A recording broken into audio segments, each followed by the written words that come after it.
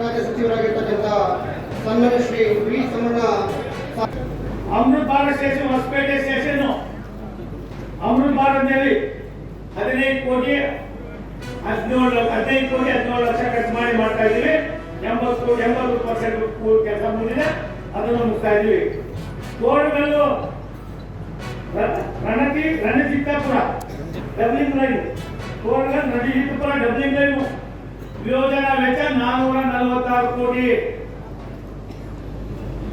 ಜನವರಿ ಈ ತಿಂಗಳಲ್ಲೇ ಟೆಂಡರ್ ಅಂತ್ಯ ಫೈನಲ್ ಮಾಡ್ತಾ ಇದ್ದೀವಿ. ಕಾಮಗಾರಿಯನ್ನು ಪ್ರಾರಂಭ ಮಾಡ್ತಾ ಇದ್ದೀವಿ. ಇವತ್ತೇನು ತೋಟಗಳಿಂದ ರಣಜಿತ್ಪುರ ಇದೆ, ಇದನ್ನು ಡಬ್ಲಿಂಗ್ ಲೈನ್ ಕೂಡ ಮಾಡ್ತಾ ಇದ್ದೀವಿ ನಾವು. ಇದರಿಂದ ನಿಮ್ಮ ಹಸಿರು ಸಾಗಾಣಿಕೆ ಮಾಡೋದಕ್ಕೆ ಮತ್ತೊಂದಕ್ಕೆ ಅನುಕೂಲ ಆಗ್ತದೆ.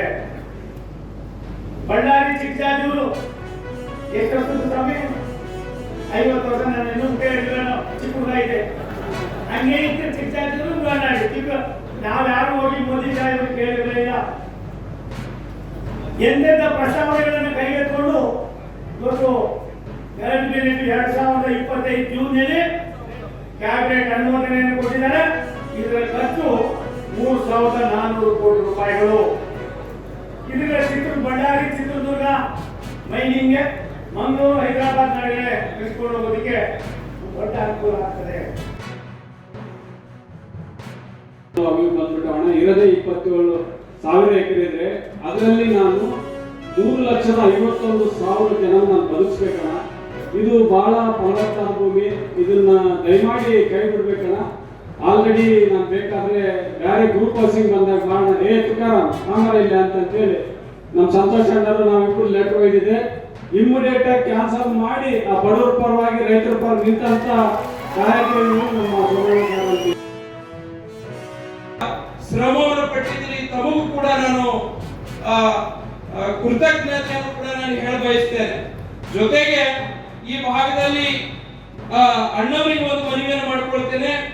ಯಾವ ರೀತಿ ಈಗ ನಮಗ 37 ಇದೇನು ರೈಲ್ವೆ ಮೇಲ್ ಸೇತುವೆಯನ್ನು ಮಾಡ್ಕೊಳ್ತಾ ಇದ್ದೀರಿ, ಅದೇ ರೀತಿಯಲ್ಲಿ 37, 38ನೇ ನಂಬರಿನ ಸೇತುವೆ ಕೂಡ ಪೂರ್ಣ ಮಾಡಿಕೊಡ್ಬೇಕಂತ ಹೇಳಿ ನಾನು ಮನವಿಯನ್ನು ಮಾಡ್ಕೊಳ್ತಾ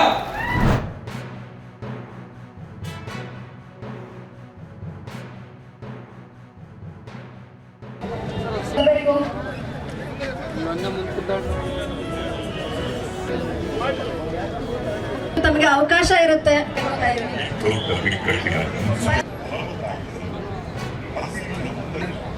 ಎಲ್ಲ ರೈತ ಬಾಂಧವರು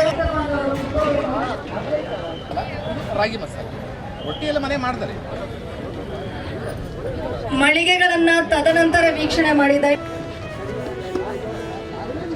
ಯಾರು ಟಿಫಿನ್ ಕೌಂಟರ್ ಹತ್ರ ಇದ್ರು ಸ್ಪೈಸಸ್ ಸ್ಪೈಸಸ್ ಬೇಕಂದ್ರೆ ಇನ್ನೂ ಇದೆ.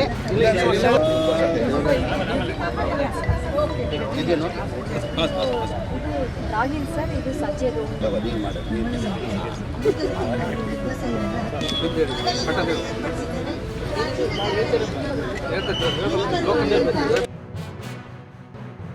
ಇವೆಲ್ಲ ಅವ್ರಿಗೆ ಫಾಸ್ಟ್ ಫುಡ್ಗೆ ಹೋಗಿ ಮಾರಕ ಆಗಿತ್ತು.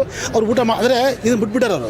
ಸೊ ಅವರು ಆ ಟೇಸ್ಟ್ ಪೌಡ್ರ್ ಹೋಗ್ತಾರಲ್ಲ, ಸೊ ಇದು ಟೇಸ್ಟ್ ಪೌಡ್ರ್ ತಿಂದರೆ ನಿಮ್ಗೆ ಏನಾಗ್ತದೆ ಮತ್ತು ಜನಕ್ಕೆ ಯಾರಿಗೆ ಆಗಬೇಕು, ವಿದ್ಯಾರ್ಥಿಗಳಿಗೆ ಇದನ್ನು ಇಂಥವನ್ನ ಇಲ್ಲಿ ಮಾಡೋಕ್ಕಿಂತ ಕಾಲೇಜ್ ಮಟ್ಟದಲ್ಲಿ, ಹೈಸ್ಕೂಲ್ ಮಟ್ಟದಲ್ಲಿ ಮಾಡಿದಾಗ ಆ ಹುಡುಗರಿಗೆ ನಮ್ಮ ಅಂದರೆ ಅಟ್ಲೀಸ್ಟ್ ಕೆಲವು ಜನಗಳಿಗೆ ಇದು ನಾವು ಮಾಡಿದಾಗ ಸಾರ್ಥಕ ಅಂತ ನನ್ನ ಅಭಿಪ್ರಾಯ ಇದೆ.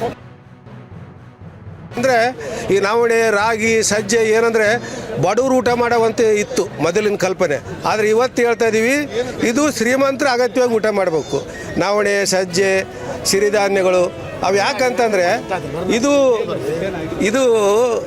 ನಾವು ಏನಾದರೂ ತಿಂದು ಆಮೇಲೆ ಟ್ಯಾಬ್ಲೆಟ್ ತಿಮ್ಮ ನಂಬೋ ಪರಿಸ್ಥಿತಿ ಇವತ್ತು ಬಂದೈತೆ. ಅದು ಹೋಗಬೇಕು. ಸ್ವಸಹಾಯ ಏನು ಬೆಳೀತಕ್ಕಂಥ ರೈತರು ಪ್ರದರ್ಶನಕ್ಕಿಟ್ಟಿದ್ದಾರೆ. ಎಲ್ಲರೂ ಕೂಡ ಅದನ್ನು ಗಮನಿಸಿ ಏನು ರೈತರು ಸಾವಯವ ಕೃಷಿಯಿಂದ ಬೆಳೆದಂಥ ಬೆಳೆಯನ್ನು ತಿನ್ನಬೇಕು. ಅದು ಬದಲಾವಣೆ ಆಗಬೇಕಾದ್ರೆ ಸುಮಾರು ದಿವಸ ಹಿಡಿಯುತ್ತೆ. ಅದು ಒಂದೇ ಸಲ ಬದಲಾವಣೆ ಆದರೆ ರೈತ ನಷ್ಟ ಆಗ್ತಾನೆ. ಪ್ರತಿ 10 ಸೆಂಟ್ಸು 20 ಸೆಂಟು ಮುಖಾಂತರನೇ ಈ ಬೆಳೆಯನ್ನು ಬೆಳೆಸ್ಬೇಕಂತೇಳಿ ಅವರಲ್ಲಿ ಮನವಿಯನ್ನು ಮಾಡ್ತಾಯಿದ್ದೀವಿ. ತಳಿ ವರ್ಧನೆ ಮಾಡಬೇಕು, ಹೆಚ್ಚು ಇಳುವರಿ ಕೊಡ್ತಕ್ಕಂಥ ತಳಿಗಳು ಯಾವುದು, ರೋಗ ಮತ್ತು ಕೀಟಗಳ ನಿರ್ವಹಣೆ ಹೇಗೆ ಮಾಡಬೇಕು ಅಂತ ಹೇಳಿ ಇಷ್ಟು ದಿವಸ ಮಾತಾಡ್ತಿದ್ವಿ. ಆಗ ಈಗ ನಾವು ಮಾತನಾಡಬೇಕಾಗಿರೋದು ಸೆಕೆಂಡರಿ ಅಗ್ರಿಕಲ್ಚರ್ ಅಗ್ರಿಕಲ್ಚರ್ ಬಗ್ಗೆ. ಸೆಕೆಂಡರಿ ಅಗ್ರಿಕಲ್ಚರ್ ಅಂದ್ರೆ ಏನು?